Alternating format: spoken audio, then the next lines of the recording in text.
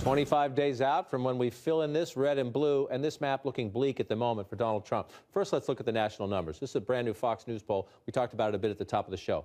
45 to 38, 10 points for the third-party candidates, but a 7-point lead now nationally for Hillary Clinton. That was 2 points just a week ago. Hillary Clinton moving there. You look at the battleground state polls. Here's just a few of them.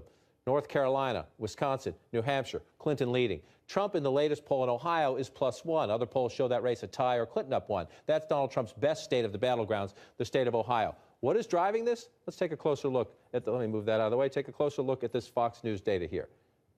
All this controversy about forcing himself on women is driving this. Among women 45 and older, Donald Trump now down 12 points.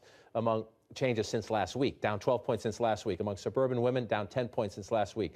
White women with college degrees down 7 points since last week, with Republican women down 6 points since last week. If these numbers hold up, that means you can't win Colorado because you lose the Denver suburbs. Ohio gets tougher because of the Cleveland and the Columbus suburbs. Virginia, take it off the map. And in Pennsylvania, a state some in the Trump campaign think is critical to his chances, if you can't win the Philadelphia suburbs, you can't win statewide. CNN's Dana Bash was there just the other day taking a peek at Trump's troubles. I think she's a fraud. I think she covers up a lot of things. Lift up, pull up, pull up. But the owner of this yoga studio in Westchester, PA, says her female clients are now more likely to vote Hillary. I'm hearing a lot of women that are really starting to dig their heels in and feel empowered about themselves based upon what's happening in the campaign. Even some who say she is hardly their first choice. If it were any other Republican candidate, maybe I would try to write Bernie in, but it's just not the time for a protest vote. The last part there, if it were any other Republican candidate, Trump's own words, and I think also the Democrats being out on the campaign trail, essentially saying, you can't afford to have a protest vote. You can't afford to walk away. If he's doing poorly in the Philadelphia suburbs, especially when you look at now his much more narrower path to 270, game over. Yeah, and apparently they're pulling out of Virginia. I mean, he was already flailing even before these tapes are released.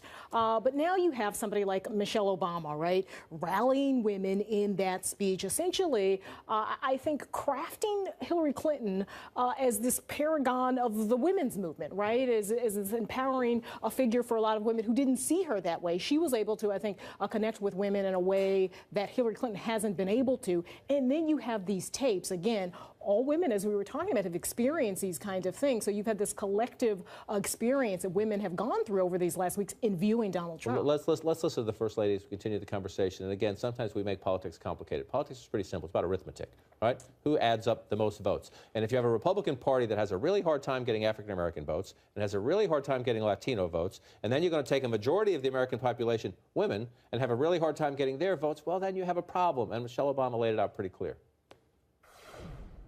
It's that feeling of terror and violation that too many women have felt when someone has grabbed them or forced himself on them and they've said no, but he didn't listen.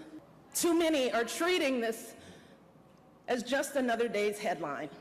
This is not politics as usual. This is disgraceful. It is intolerable. And it doesn't matter what party you belong to, Democrat, Republican, Independent, no woman deserves to be treated this way. None of us deserves this kind of abuse. Now, some Republicans may feel compelled to say, well, it's in the middle of a political campaign. Well, she's trying to help Hillary Clinton.